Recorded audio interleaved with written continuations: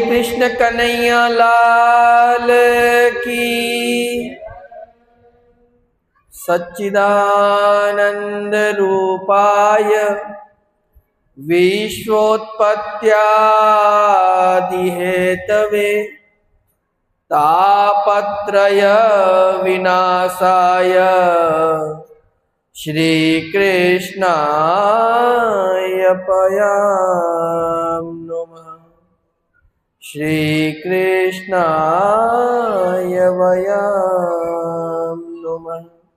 मूकं करोति वाचालं पंगुलंघ्यते गिरिं यत्कृपातमहं वन्दे परमानन्दमाधवं।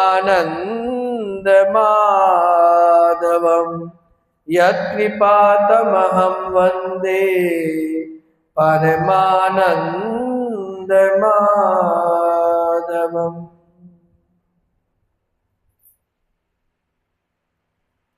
बोलिए कृष्ण कन्हैया लाल की। बुंदेलखंड क्षेत्र के इस सुनवानी श्री राधा कृष्ण प्रणामी मंदिर निज मंदिर में विराजमान श्री कृष्ण राधा श्री राज श्यामा जी के श्री चरणों में प्रणाम करता हूँ। मंच पर विराजमान गुरुदेव के श्री चरणों में प्रणाम करता हूँ एवं सुनवानी मंदिर के महंत जी, पुजारी जी, आप दोनों के श्री चरणों में प्रणाम करते हुए यहाँ के अध्यक्ष महोदय, समस्त न्यासीगण, समस्त सुंदर साथ मेरा कोटि कोटि प्रणाम स्वीकार करें। आप सबके श्री चरणों में मेरा बारंबार प्रणाम। सब प्रेम से बोलेंगे प्रणाम जी। प्यारे सुंदर साथ जी, ए माया छे अति बलवंती उपनी छे मूल धनी थकी। मुनि जन ने मनाव्या हार शिव ब्रह्मादिक नव लहे। ये माया बड़ी बलशाली है। क्यों? क्योंकि ये प्रकट कहां से हुई? धनी ने इसे प्रकट किया। बल तो उसमें आना ही था। बड़ी बलशाली है, ऐसे ठगती है कि पता ही नहीं चलने देती। देखिए, एक खड्डा खुदावा है और कुछ लोग उसमें अनजाने से गिर पड़ते हैं। अब जो खड्डे में गिर गए, चाहे अनजाने में हो चाहे जिस प्रकार से भी हो, गिरने के बाद चोट लगना स्वाभाविक है। चोट तो अब लग चुकी है। जो गिर गए उनको तो चोट लग ही चुकी है। वो कहते हैं ना, इस संसार में जो पल बीत गया उसे तो ब्रह्मा भी वापस नहीं लौटा सकता। एक बार हाँ, उस चोट को आप ठीक कर सकते हो, उपाय कर सकते हो, लेकिन एक बार तो वो चोटिल हो ही चुके हो। लेकिन जब एक ही खड्डे में 10 लोग गिरे, 20 लोग गिरे, तो कुछ लोग जागरूक हो जाते हैं कि भाई आगे खड्डा है और हमारे लोग और ना गिरे, इसके लिए हमें उसकी पहरेदारी करनी पड़ेगी। या तो उस खड्डे को भरना पड़ेगा या उसकी पहरेदारी करनी पड़ेगी।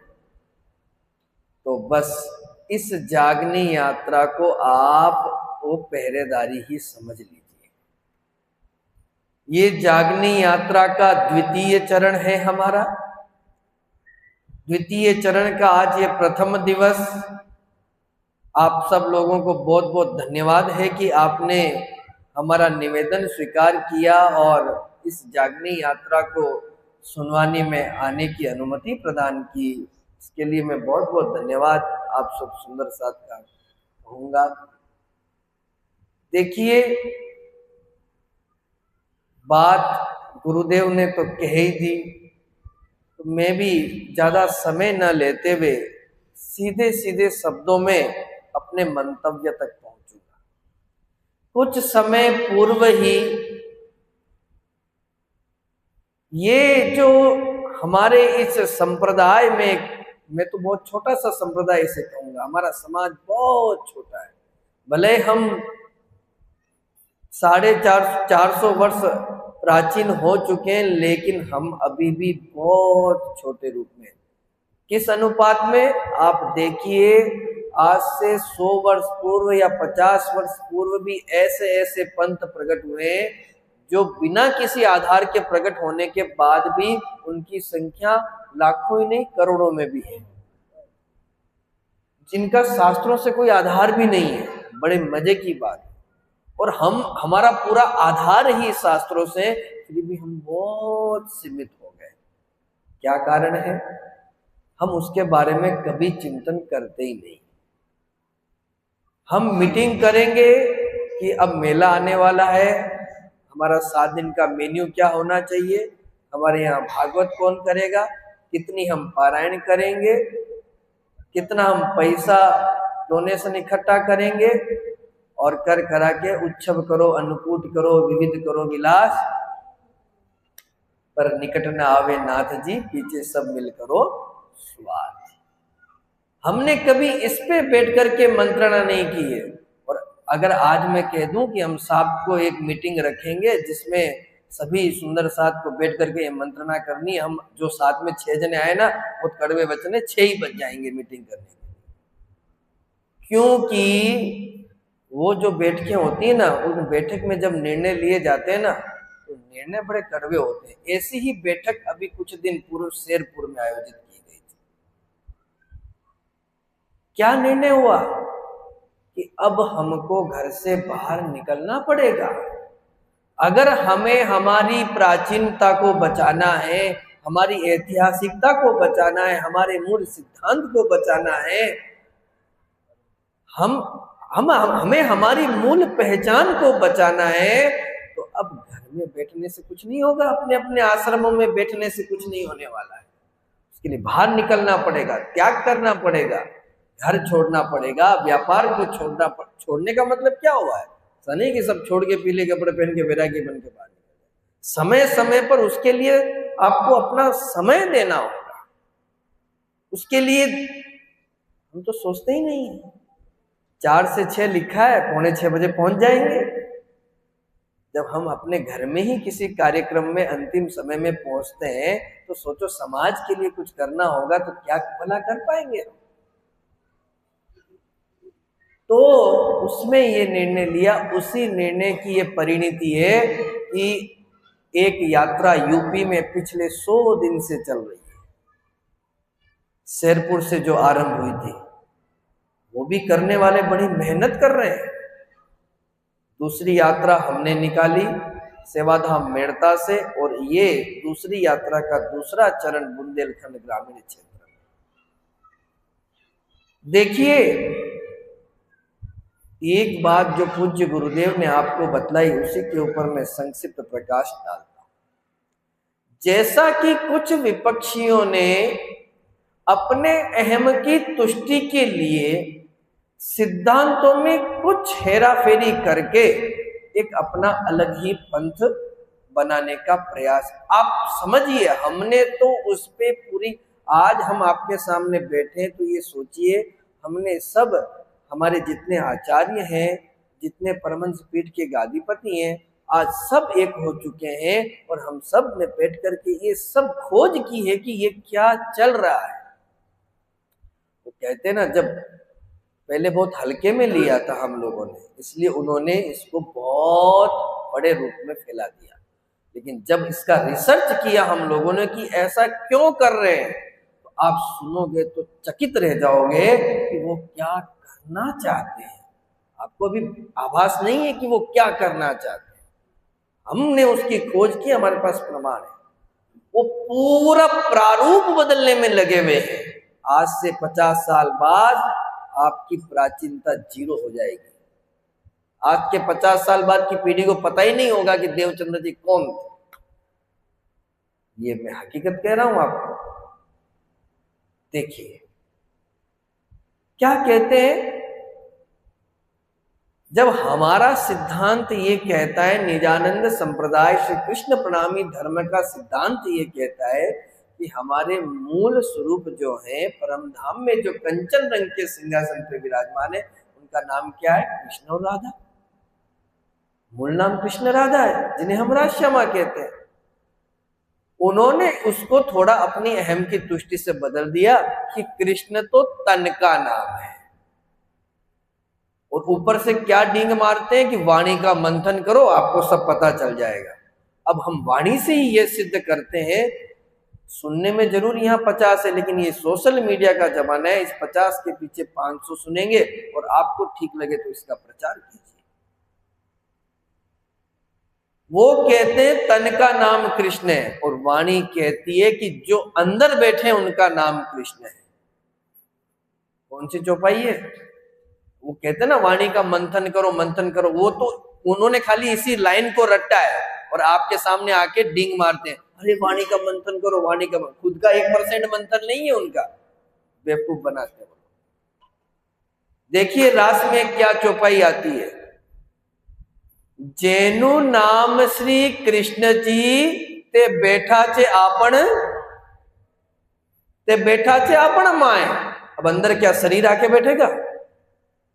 एक शरीर के अंदर दूसरा शरीर आके बैठेगा? ऐसा बेवकूफ बना दिया आप लोगों ने, और हम लोग बन गए। उन्होंने बोल दिया और हम बन गए। अरे जो अंदर हमारे हृदय में बैठे हैं उनका नाम श्री कृष्ण है। ये स्वामी श्री प्राणनाथ जी महाराज कह रहे हैं, वाणी ने सिद्ध किया है। लेकिन हमको इतना ब्रेन वॉश उन्होंने कर दिया कि अब तो प्राणनाथ जी भी कह दे वो बात नहीं मानेंगे। आप ताज्जुब करोगे, जो गुम्मट जी की फोटो लगा करके प्रचार कर रहे हैं और खुद गुम्मट जी में दर्शन करने नहीं आते। 10 दिन से वहीं बैठे हैं, लेकिन एक दिन भी गुम्मट दर्शन करने नहीं आए। आप समझ गए होंगे मैं किसका नाम नहीं लूं।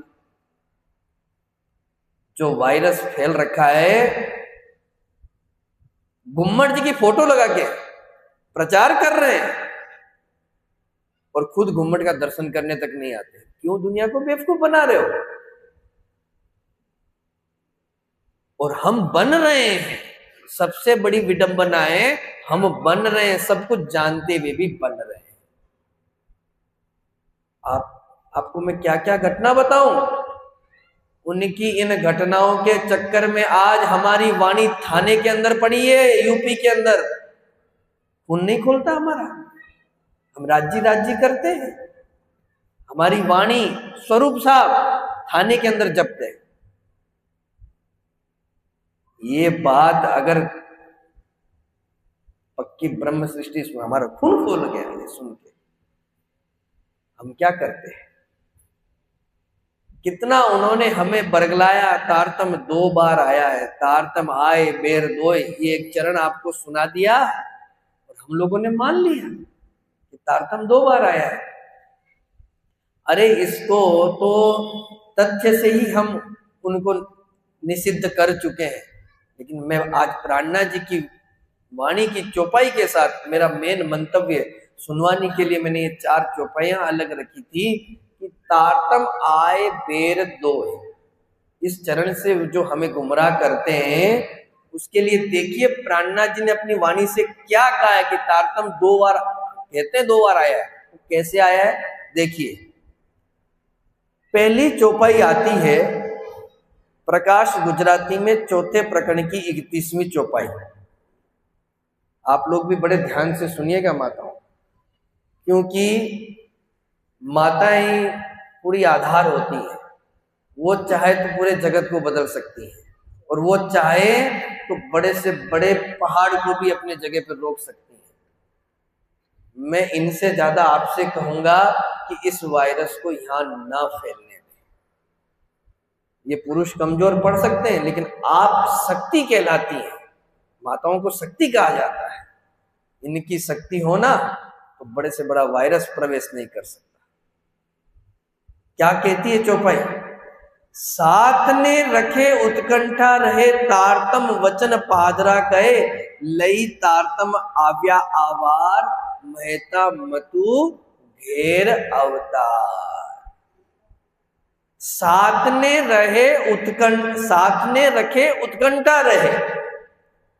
सुंदर साथ की किसी भी प्रकार की इच्छा अपूर्ण ना रहे, सारी इच्छाएं पूर्ण हो, इसके लिए तारतम वचन पादना कहे।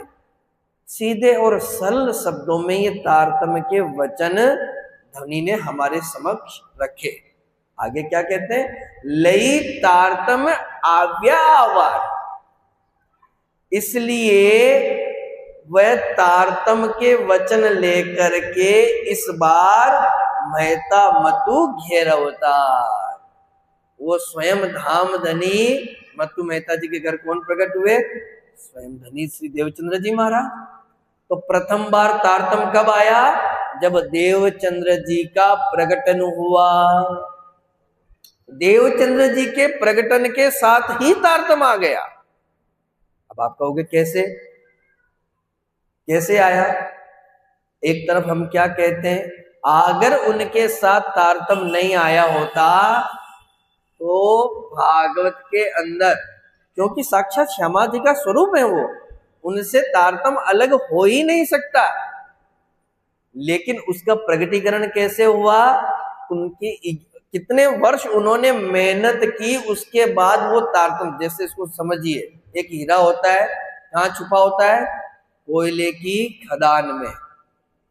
तो जब उस खदान को खोदते हैं तो क्या हीरा बनाया थोड़ी जाता है, वो पहले से उसके अंदर होता है, उसे प्रकट किया जाता है। वैसे ही सदगुरु धनी श्री देवचंद्र जी के प्रकट के साथ ही तारतम आ गया था, लेकिन उसका प्रकाशीकरण जब मंत्र के रूप में हम बीतक में सुनेंगे, ज्यादा उसके बारे में मैं कथा नहीं सुनाऊंगा बीतक की, हमारे सामने उसका प्रकाशीकरण उस समय हुआ। पहली बार तारतम लई तारतम आव्या आवार महता मतु घेर अवतार। तो ये ध्यान रखिए, ये प्राणनाथ जी की चौपाई से सिद्ध होता है। पहली बार तारतम कब आया? जब देवचंद्र जी महाराज का जन्म हुआ, प्रकट हुआ। आप खोल के देख लेना कुछ भी हिंदी अर्थ सहित, क्योंकि मेरे को भी इतना यादाश्त नहीं रहती, सबसे कमजोर हूं, इसलिए मैं कॉपी करके ही लिख के लाया हूं, चिंता मत करो। प्रकाश गुजराती के चौथे प्रकरण की 31वीं चौपाई देख लेना। अब उसके बाद देखिए 11वें प्रकरण की 6ठी चौपाई, लई तारतम अजवालुसार वली श्रीजी आव्या आवार, जाने रखे कहने उत्कंठा रहे, साथ ऊपर एटलो नव सहे। अब देखिए दूसरी बार तारतम कब आया? लई तारतम अजवालुसार, उस अखंड तारतम का प्रकाश लेकर, लई तारतम अजवालु यानी प्रकाश लेकर के वली श्रीजी आव्या आवार। ये चौपाई जब उतर रही है, जब वो हफ्सा में बैठे हैं और अपने सदगुरु को याद करते हैं, विरह के अंदर याद करते हैं, और फिर उनके मुख से जब तारतम ग्रंथ के रूप में प्रकट होता है, पहले तारतम मंत्र के रूप में प्रकट हुआ, फिर जब ग्रंथ के रूप में प्रकट होता है, उस समय ये कहते हैं वली श्रीजी आव्या आवार। अब ये दूसरी बार यहाँ पर वही सदगुरु दामदनी, क्योंकि तारतम ग्रंथ का प्रकटीकरण कहाँ से प्रारंभ हुआ? जब वो अपने सदगुरु को याद करते हैं, तब वो सदगुरु अपने मूल रूप में दर्शन देते हैं।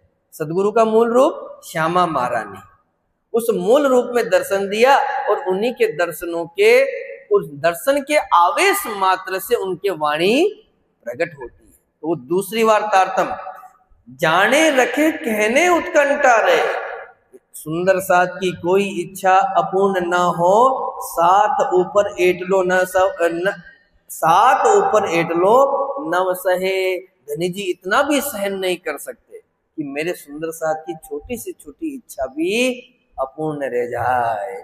तो पहले मंत्र के रूप में, दूसरी बार ग्रंथ के रूप में, ये दो तारतम प्रकट की जो बात कही है, तारतम आए बेर दोय, वो इस प्रकार से है।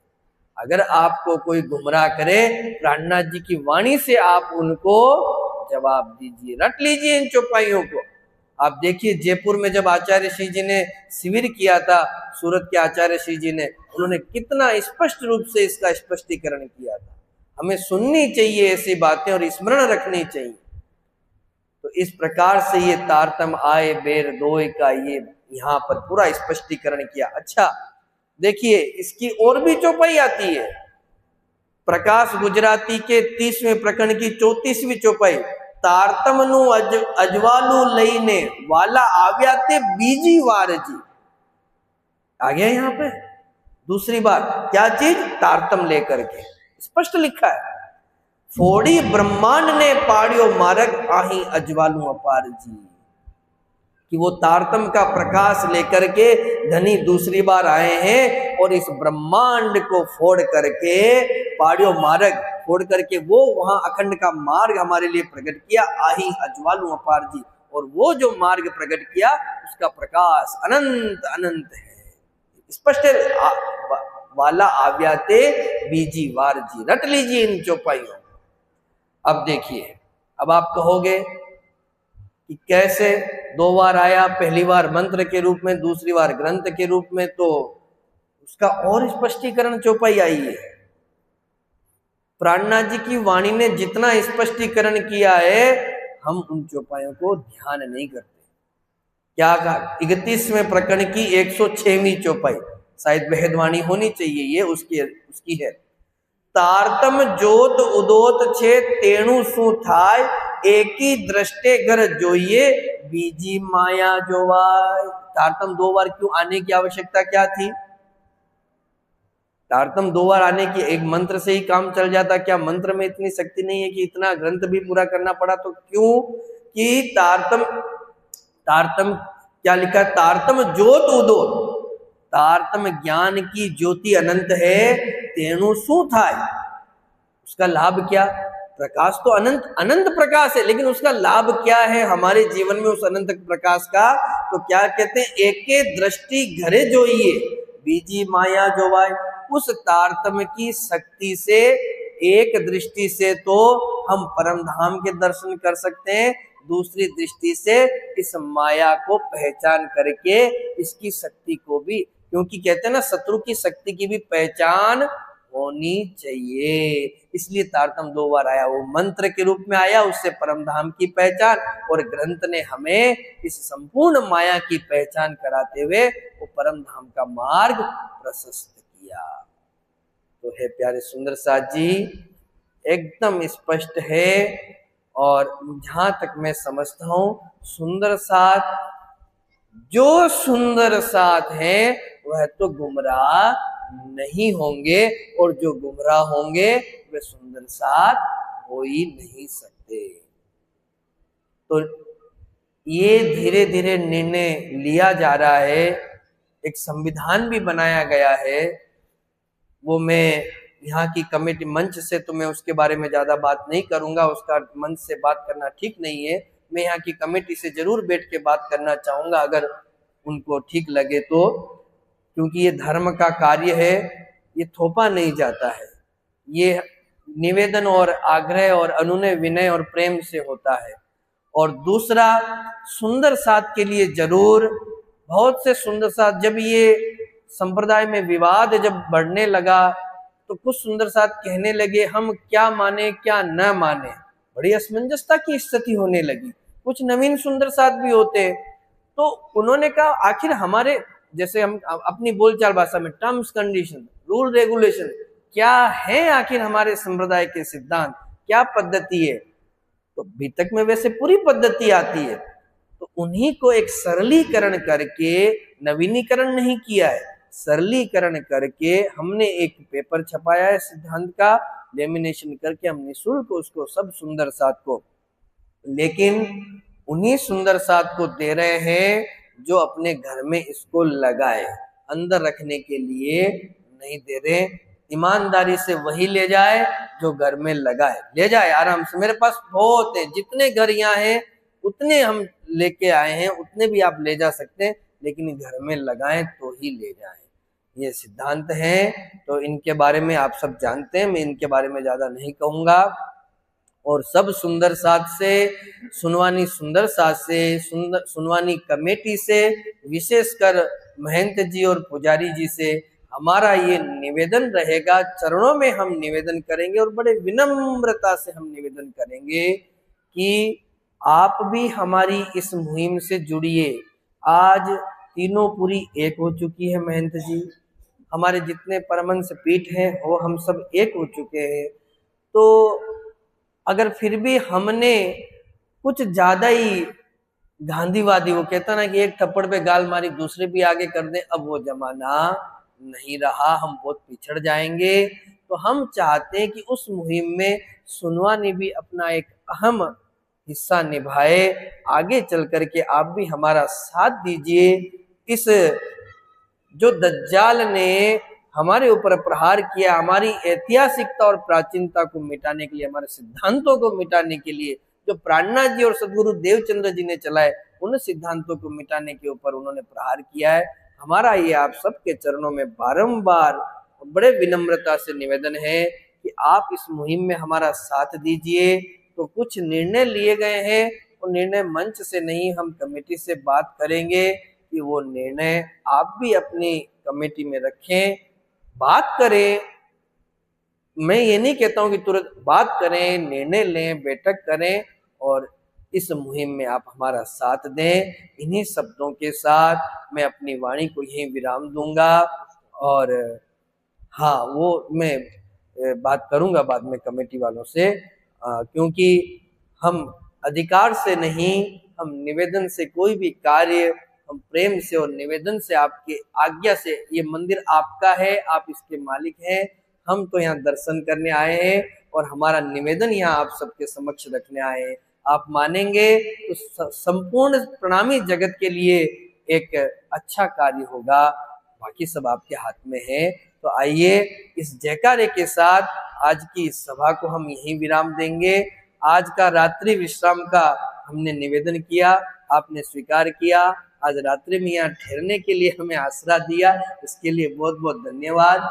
हम यहीं पर हैं, तो किसी के मन में कुछ भी जिज्ञासा हो, चाहे धार्मिकता को लेके, चाहे आध्यात्मिकता को लेके, चाहे इस संप्रदाय में अभी चल रहे इस असमंजसता को लेके, चाहे पुरुष वर्ग से हो चाहे महिला वर्ग से हो, आप संकोच मत कीजिए। जो संकोच करते हैं ना, उनके ऊपर ये माया बहुत जल्दी हावी होती है। कुछ भी मन में संशय हो, आज हम यही हैं, आइए मिलके हम उस संशय को दूर करते हैं, बैठ के बात करते हैं, प्राणनाथ जी की वाणी से उस संशय को हम दूर करते हैं, आपस में मिल बैठ करके ये सारी हम बातें करेंगे। तो आइए जयकारे के साथ इस सभा को हम औपचारिक रूप से यहाँ विश्राम देंगे। कुछ जयकारे आप सब लगाइए। बोलिए कृष्ण कन्हैया लाल की, निजानंद स्वामी की, प्राणनाथ प्यारे की, महारानी बाईजू राज की, महाराजा छत्रसाल की, सतगुरु महाराज की, परमहंस भगत जी महाराज की, सर्व सुंदर साथ की, आज के आनंद की।